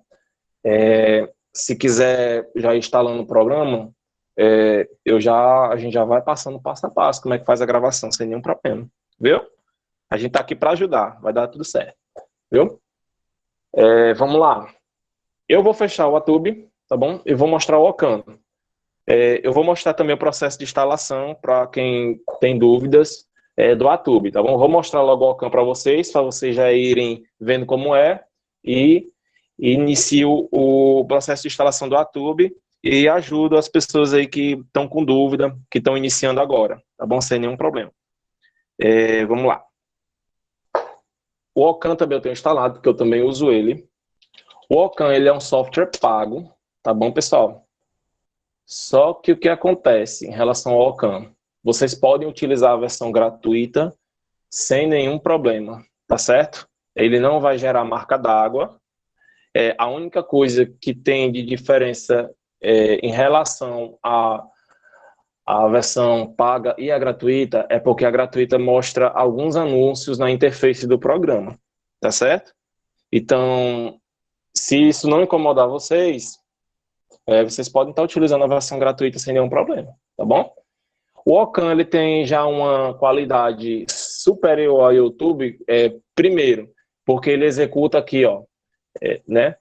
Ele executa escondido aqui no sistema, tá bom? Então, ele não vai aparecer aqui na gravação do vídeo, e se aparecer, vai aparecer de uma forma mínima, tá certo? Então, ou seja, ele já vai deixar o vídeo de vocês, né, em relação ao software de gravação de tela, mais limpo, certo? Então, a interface do Ocam também ela é menor, e ele só serve para gravação de tela, tá certo? Ele é um software específico para isso, tá bom? E vocês também podem estar gravando com o Ocam sons, tá bom? Se vocês não quiserem estar gravando vídeo, quiserem estar gravando um áudio, por exemplo, vocês podem estar utilizando o Ocam, certo? Ele é bem simples, tá bom? Vocês vão clicar aqui. Desculpe, outra questão também do Ocam. Ele tem o Screen Capture também, que vocês podem estar tirando screenshots da tela, né? Screenshots é uma foto da tela, tá bom? Então, por exemplo, se vocês quiserem também estar utilizando, e vocês vão ver um exemplo na próxima aula, que é o de segunda-feira, fotos da tela para estar colocando no slide, vocês podem estar utilizando o Ocam. Claro que vocês não precisam estar utilizando um software específico para estar tirando foto da tela, tá bom? Que o próprio Windows, caso vocês usem, e o Linux também, já tem a opção, através da tecla do teclado, Print Screen, certo? Vocês podem estar tirando foto da tela sem nenhum problema, tá bom? Então, o Ocam é simples. É só clicar aqui em gravar, certo? Que ele já vai iniciar o processo de gravação, ó. E é interessante que ele já vai mostrando ele mostra o espaço que vocês têm disponível aqui, certo? E o espaço que está sendo consumido com a gravação. Beleza? Para configurar o software, vocês vão vir aqui na barra dele. Deixa eu só concluir o processo. Pronto. Vocês vão vir aqui na barra dele, que ele fica escondido. Opa! Deixa eu só lembrar aqui onde era, que o Ocam eu não utilizo tanto e eu acho que eu já esqueci. Só um minuto.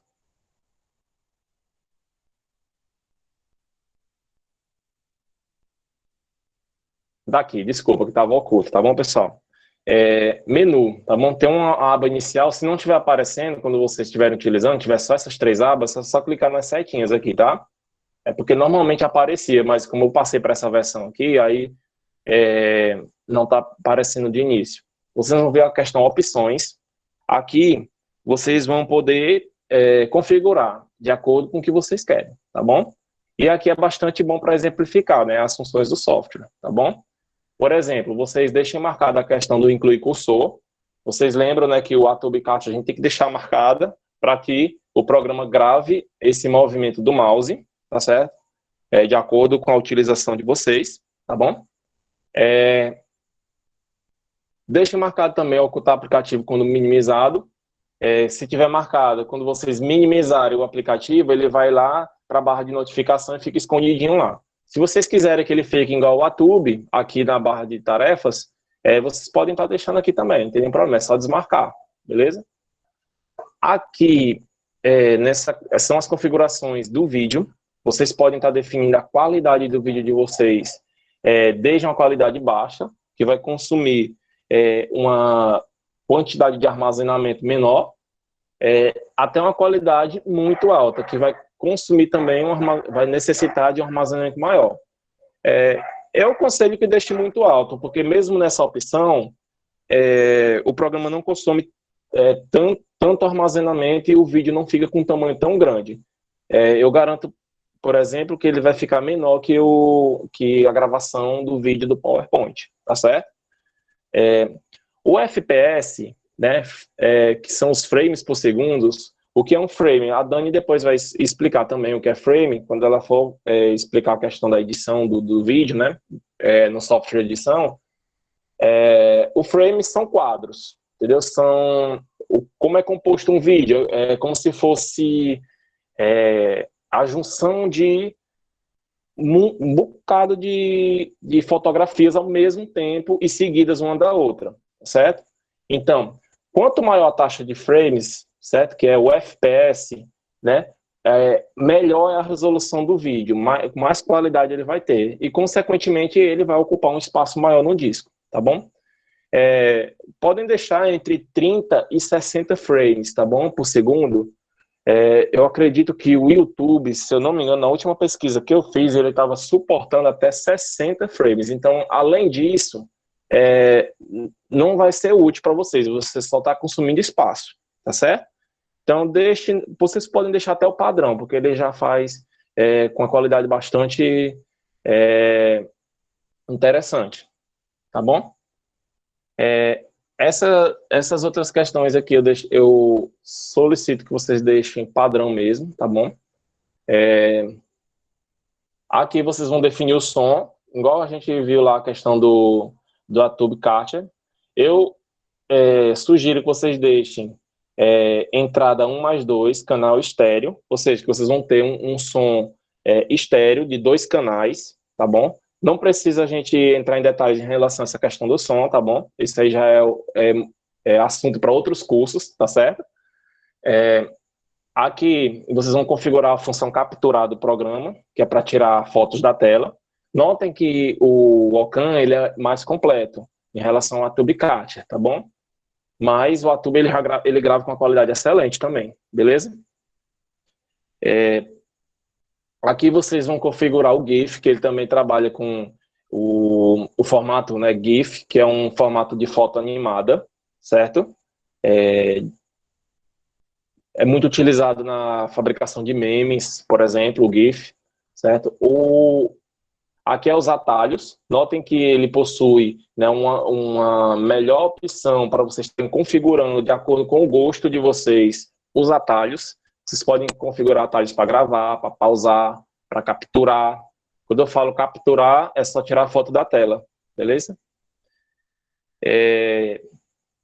O alvo, né? Essa questão do alvo é aquela opção, né, do seguir o mouse, só que diferente do Adobe, o Ocam, ele tem uma tecla específica que você pode configurar, tá bom?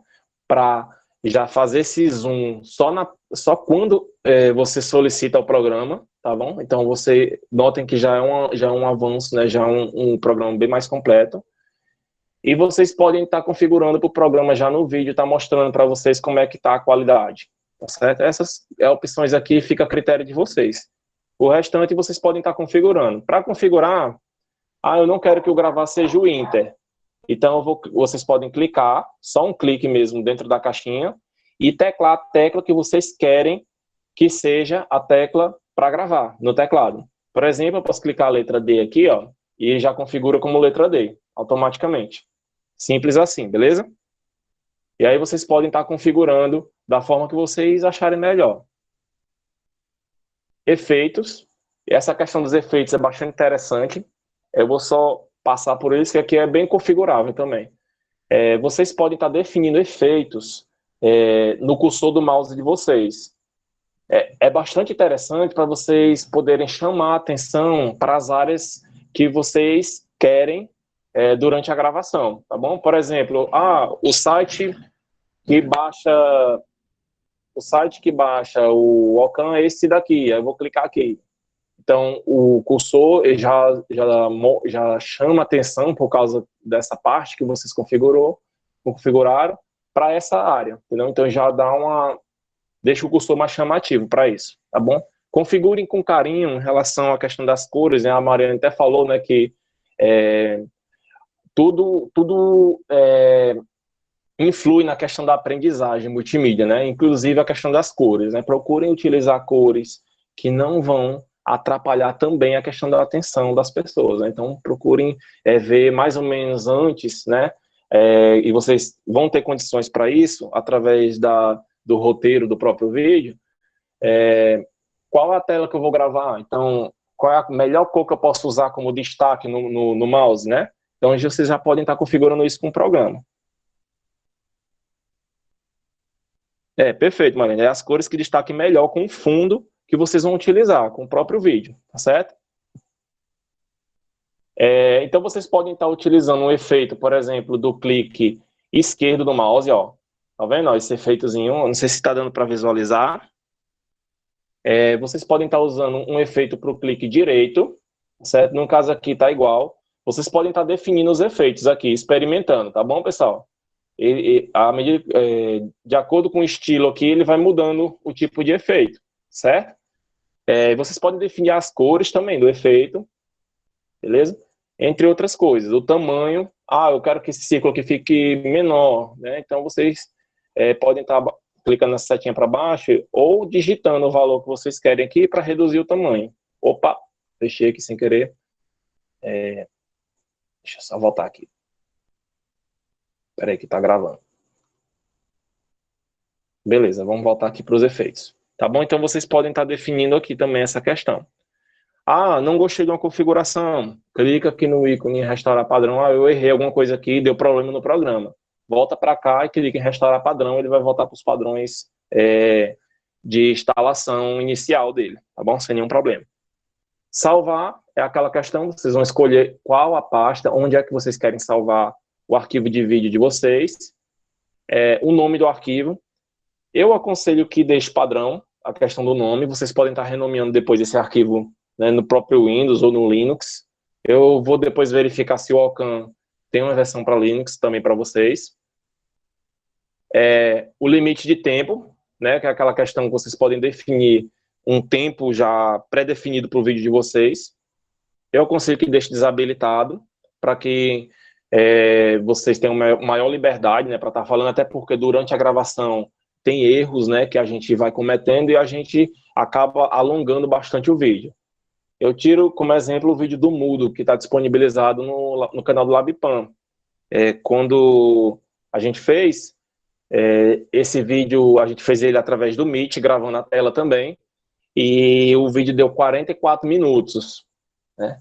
E se vocês notarem lá no canal do LabPan, o vídeo tem 11 minutos e 53 segundos, ou seja, todo o restante foi retirado na edição. Então a gente errou bastante, né? A gente teve que refazer muita coisa para poder chegar naquele produto final, certo? Então, quer dizer que vai sempre acontecer assim? Não, né? Existe videoaulas a gente erra menos, existe videoaulas a gente erra mais, vai depender muito do dia também e da plataforma que a gente está utilizando. A gente quis experimentar isso no Meet, né? Então, é uma coisa que foi nova para a gente acabou errando um pouco mais, tá certo? Então, não se preocupe, que também não é um exagero de erros assim, não, tá bom, pessoal?